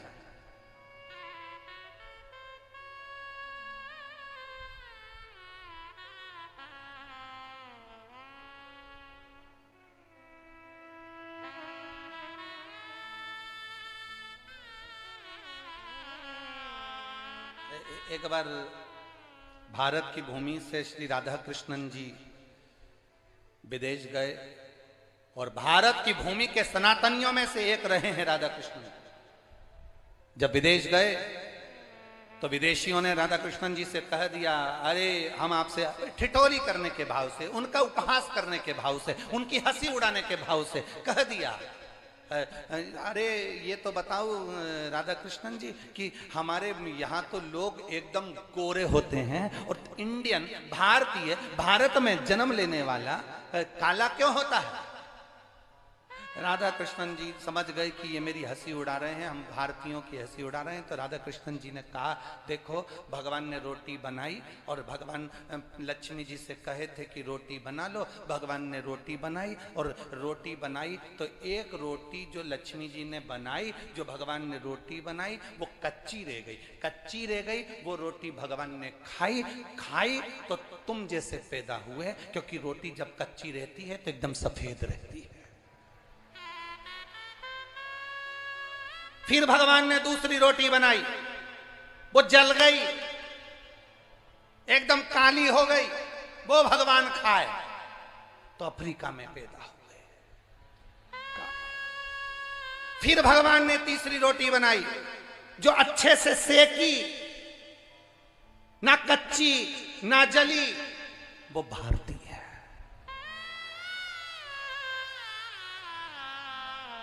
एक भारतीय ऐसा होता है, भारत की भूमि पर जन्म लेने वाला व्यक्ति ऐसा होता है जो दुख और सुख में सिका हुआ होता है। और नहीं तो विदेश में एक महिला अपना, उसका पति मर गया था, उसकी कब्र पर पंखा कर रही थी। तो भारत के एक संत ने उस महिला को देखकर पूरे नगर में सूचना कर दी कि विदेश की महिला कितनी प्रथम नंबर पर है। हमारे यहाँ की महिला पति मरता है तो उसके साथ सती हो जाती है, और विदेश की महिला पति मर जाता है तो उसकी कब्र पर पंखा करती है। संत को लगा हमारे भारत की महिला से ज्यादा विदेश की महिला प्रथम है, तो संत से रहा नहीं गया और वो महिला के पास गए और महिला से पूछा, माता जी आप क्या कर रही हो? उसकी महिला ने कहा, मेरा पति मर गया तो कब्र पर पंखा कर रही हूँ। कब्र पर पंखा क्यों कर रही हो? महिला ने कहा, हमारे देश का नियम है, जब तक पति की कब्र सूखती नहीं तब तक हम दूसरी शादी नहीं कर सकते।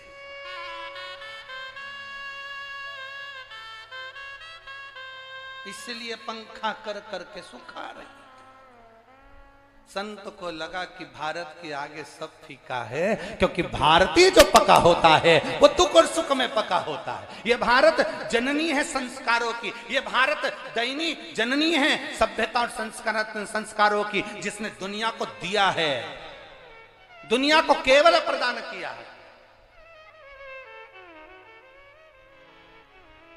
अब उसको पहचानना है। मेरे राम जी महाराज पृथ्वी पर जन्मे, वो भी दुख और सुख में सीखे हैं। मेरे भगवान कृष्ण पृथ्वी पर जन्मे तो वो भी दुख और सुख में सीखे हैं। कारागार में जन्म हुआ, द्वारका तक का उन्होंने जो आनंद पाया है वो दुख और सुख की गति में एक आनंद की अनुभूति करी।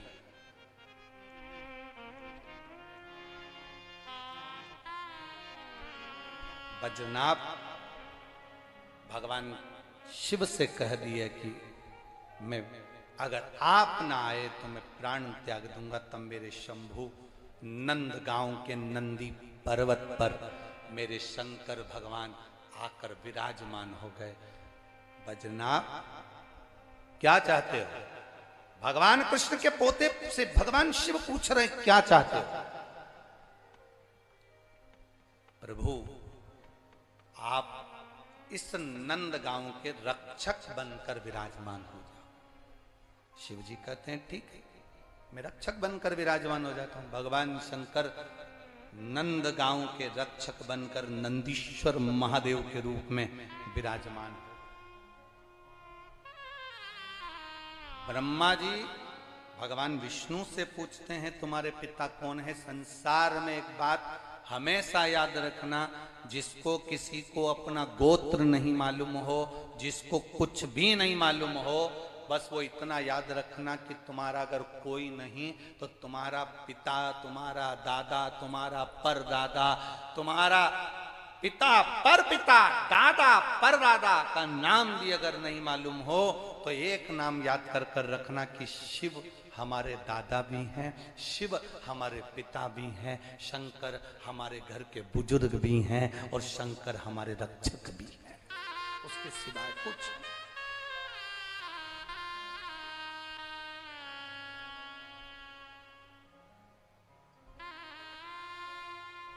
शिव रक्षक हो।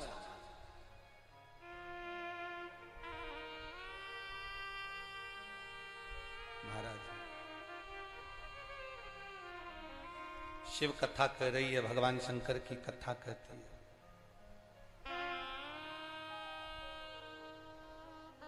अपनी बुद्धि को, अपने चित्त को भगवान में लगाकर रखना।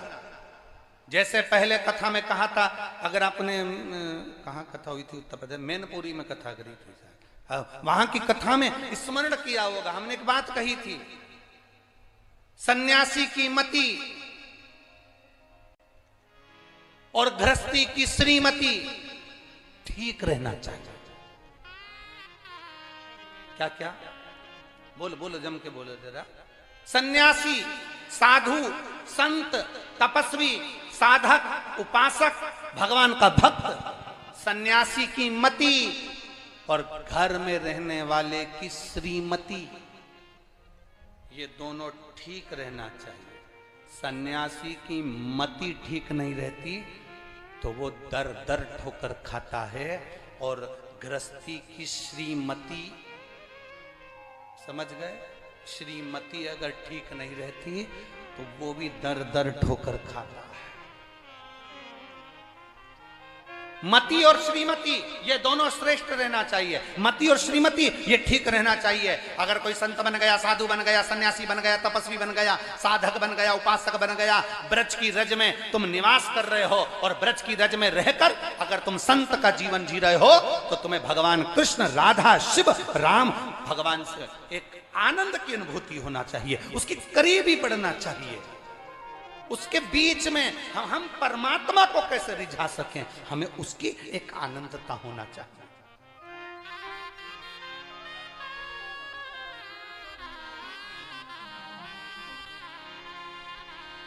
अरे लगन तुमसे लगा बैठे जो होगा, अरे बोलो तो जम के, देखा वो लाइन याद कर लो, आग लगे बस्ती में क्या किसको रोइए सोइए। अब तुम अगर चिंता में पड़ जाओ, तुमने अगर विचार कर लिया, कई माताएं कहती है मेरे बेटे की शादी नहीं हो रही, कोई कहता है मेरी बेटी को ब्याह नहीं हो रहा, कोई कहता है हमारी बहू को संतान नहीं हो रही, कोई कहता है ये वाला रोग आ गया, बीमारी आ गई, ये हो गया, वो हो गया। हम उनसे कहते हैं तुम जब तक अपना समझ कर रखोगे, तुम कहोगी मेरे बेटे का ब्याह नहीं हो रहा तो वो नहीं होगा, बेटा तुम्हारा है। तुमने कह दिया मेरी बेटी का ब्याह नहीं हो रहा, वो नहीं हो रहा क्योंकि बेटी तुम्हारी है। तुम कह रहे हो मेरा रोग नहीं मिट रहा, तुमने जान लिया कि रोग मेरा है। तुम कहते हो मेरे यहाँ संतान नहीं हो रही, मतलब तुम जानते हो कि मेरा है। जिस दिन तुम्हारे मुख से ये शब्द मेरा निकलना बंद हो जाए और निकलने लगे महादेव तेरी बेटी की शादी कब करेगा, महादेव तेरे बेटे का ब्याह कब करेगा, महादेव तेरे घर की बहू आई है उसको छोरा कब देगा, महादेव तेरे बल पर रोग आया है तू कब हरेगा, तो महादेव भी कैंसर जैसे रोग को मिटा देता है। जब रोग उसका है, बेटा उसका है, बहू उसकी है, पोता उसका है, संतान उसकी है, तो तुम्हें कह देना चाहिए मेरी बहू नहीं तुम्हारी है।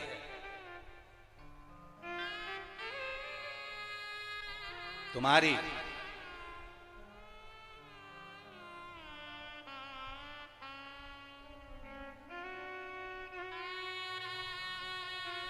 बहुत बहुत विचित्र बात है। लड़की को घर से विदा करते हैं, शादी कर कर लड़की को भेजते हैं, भेजने के बाद में लड़की के दिमाग में ये भर दो कि अब ये घर तेरा नहीं है, तू जिस घर में शादी कर कर जा रही है वो सास तेरी माँ है, ससुर तेरा पिता है, पति तेरा देवता है, देवर तेरा राम लक्ष्मण की तरह हैं। ये सारी बातें उसके विचार में भर दो। अगर तुम रोज फोन लगा कर कहोगी मेरी बेटी कितनी दुखी है, मेरी बेटी से सारा घर का काम कर रही है, मेरी बेटी, तो बेटी को लगेगा कि केवल मेरी माँ ही मेरा भला सोचती है, मेरी सास कभी भला नहीं सोच सकती। तुम मेरा करते रहोगे, उसका चित्त, उसका मन कभी ससुराल में नहीं लगेगा। जिस दिन तुमने कह दिया कि बेटा अब हमारा नहीं, अपने घर का ध्यान रखो, बार बार फोन पर बात मत करना, हफ्ते 2 हफ्ते में एक बार कर लिया, बात कोई जरूरी हो रोज लगा लेना, पर जब बात जरूरी नहीं हो बेटा तो ज्यादा फोन लगाने की जरूरत नहीं। घर साधो, परिवार साधो, उनमें प्रेम बढ़ाओ। जब तुम उनमें प्रेम बढ़ाओगी ना तुमको वहां अच्छा लगने लगेगा। तब तुम्हारे भीतर का, तुम जब तक अपने अंदर की आसक्ति बरकरार रखोगे, मेरी बेटी, मेरा बेटा, उसकी शादी नहीं हो रही, उसका ये नहीं हो रहा, छोड़ दो भगवान के भरोसे।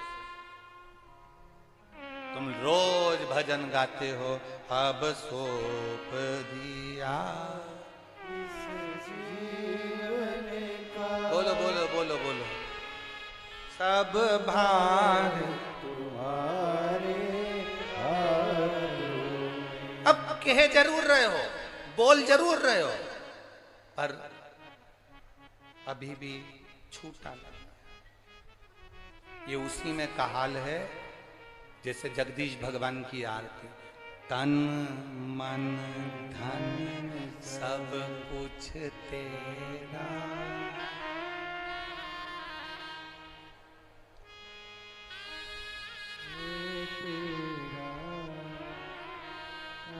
तुझको क्या लागे मेरा। ओम जय। जरा सी पांव की चप्पल कहीं चली जाए, उतनी देर में तुम्हारी आरती का ढंग बदल जाए।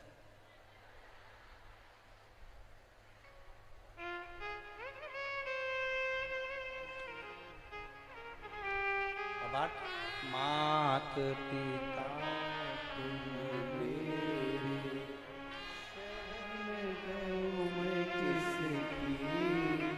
आरती का ढंग बदल गया, अपनी कोई ले गया।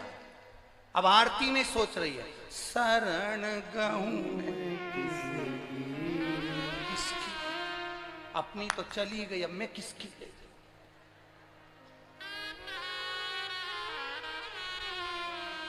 ढंग चेंज, विचार चेंज हो गया। नहीं, इससे कभी परमात्मा प्रसन्न नहीं होगा। भगवान कहते हैं तेरा समर्पण पूर्ण होना चाहिए। जब रोज रोज यहाँ से माइक पर बोला जाता है, वो यहाँ अनाउंस करने के लिए वो जैन साहब भी बोल देते हैं, कभी सावन भी बोल देता है कि चेन, अंगूठी, मोबाइल, पर्स कुछ भी लेकर कथा पंडाल में मत आओ, अपनी वीआईपी चीज लेकर बिल्कुल मत आओ, क्योंकि यहाँ एक ही वीआईपी है और वो देव अधिदेव महादेव है। अपनी कीमती चीज लेकर यहां मत पहुंचो। क्यों? क्योंकि कीमती चीज लेकर आओगे तो तुम्हारा ध्यान उस कीमती चीज में रहेगा, और अगर शंकर के दास बनकर कथा सुनने आओगे तो यहां से कीमती बटोर कर लेकर चले जाओगे। यहां बाबा के सिवा कोई कीमत वाला क्यों लेकर आ रहे? और फिर बाद में पुलिस वालों के पास जाकर के हमारी चेन, हम पहले भी कहे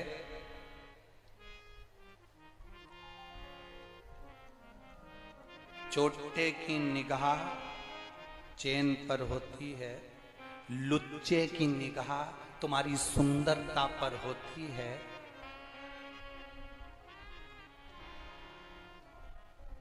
और भोलेनाथ की निगाह अपने भक्त पर होती है। क्यों सोचना? शिव के पास जा रहे हो, भगवान शंकर के पास जा रहे हो, शिव के द्वार जा रहे हो। लोग शमशान में जाते हैं, आपके यहाँ का फैशन होगा मथुरा साइड का, हमको नहीं मालूम। हमारे मालवा में ऐसा नहीं होता कि अगर शमशान किसी को लेकर जाते हैं तो सोना चांदी पिन्हा कर ले जाते हैं। यहां ले जाते हो तो बात दूसरी है। शमशान शिव का धाम है, जहां लेकर जाते हैं तो सब कीमती सामान छोड़वा देते हैं। अपने घर छोड़कर जाओ, शिव जी से मिलने जा रहे हो, शमशान जा रहे हो। शिव महापुराण में कभी भी आओ तो तुम्हारा कीमती सामान नहीं, शिव पुराण में आना तो अपना दिल लेकर आना, अंदर से खाली होकर आना कि मेरा मन आज बाबा को पाना है, कुछ भी हो जाए। शिव पुराण की कथा में अगर पंडाल में बैठकर सुनूंगी, ब्रज की रज में, दामोदर मास में, कार्तिक मास में मैं जाऊंगी, बैठूंगी, भले मुझे जितनी कथा मिलेगी मैं सुनूंगी। पंडाल में जगह नहीं मिली तो बाहर बैठकर सुनूंगी, पर ब्रज की रज में जमीन पर बैठकर कथा सुनूंगी। तो ये निश्चित मानकर जाना कि बाबा फिर तुमको खाली नहीं भरकर भेज देता, भरकर भेजेगा, खाली नहीं भेज सकता।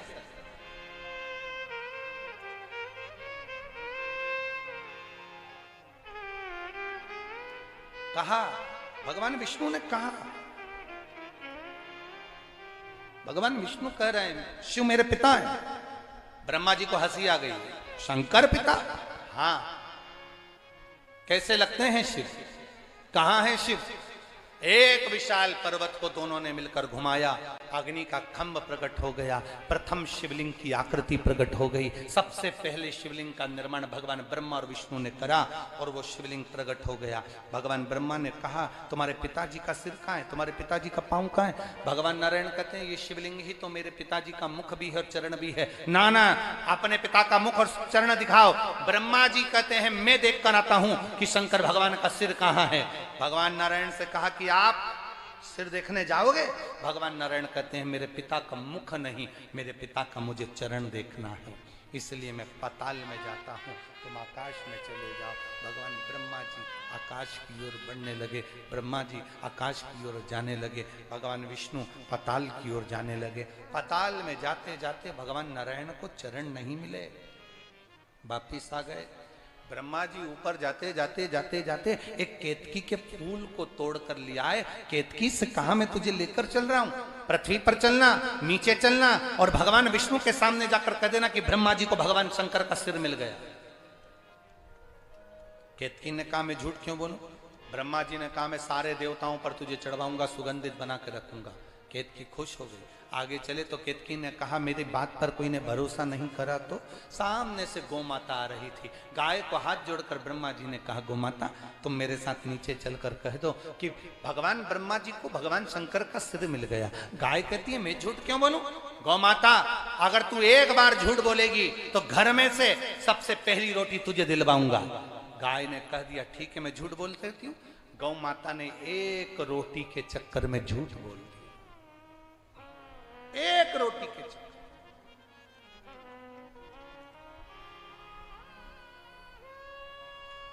और बड़ी विचित्र है ये जिह्वा, बहुत विचित्र कि बोल मेरी जीवा हरि हरि 10-10 भोजन पान करे और राम नाम में मरी मरी। बोल मेरी जीवा, बोलो तो हरि हरि। क्या बोल रहे हो, हरि की मरी? हरि।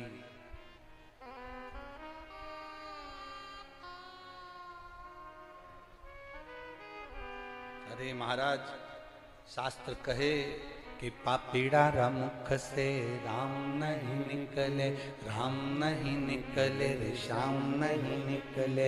वो काई जाने हरि भजना में जीवन गवाए दियो सजना में। भजन क्या जाने जो जिंदगी भर सजते रहे। और गुरु जी ने जानी एक माला दे दी, माला रखी आई माला में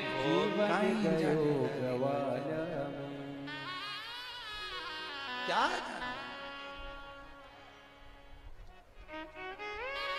इसलिए तेरे डमरू की धुन सुन के मैं काशी नगरी आई हूँ। तेरे डमरू की धुन सुन के मैं काशी नगरी आई हूँ। तेरे डमरू की धुन सुन के मैं काशी नगरी आई हूँ। तेरे बड़े भाव से दोनों हाथों से मैं काशी नगरी आई हूँ, मैं काशी नगरी आई हूँ, मैं काशी नगरी आई हूँ। बाहर जितने लोग खड़े बड़े भाव से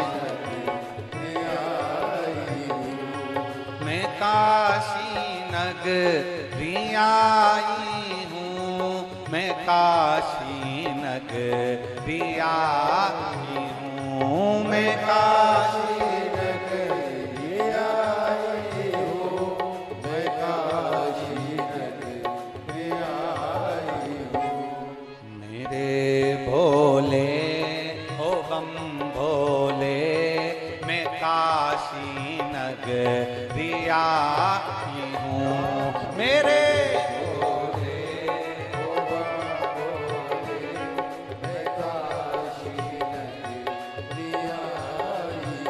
जय हो।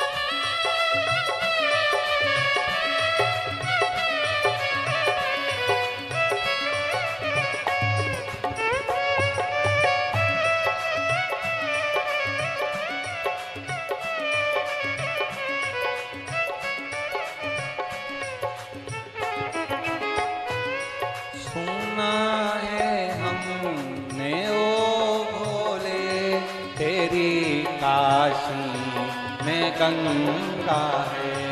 सुना है हमने ओ भोले तेरी काशी में गंगा है। सुना है हमने ओ भोले तेरी काशी में गंगा है।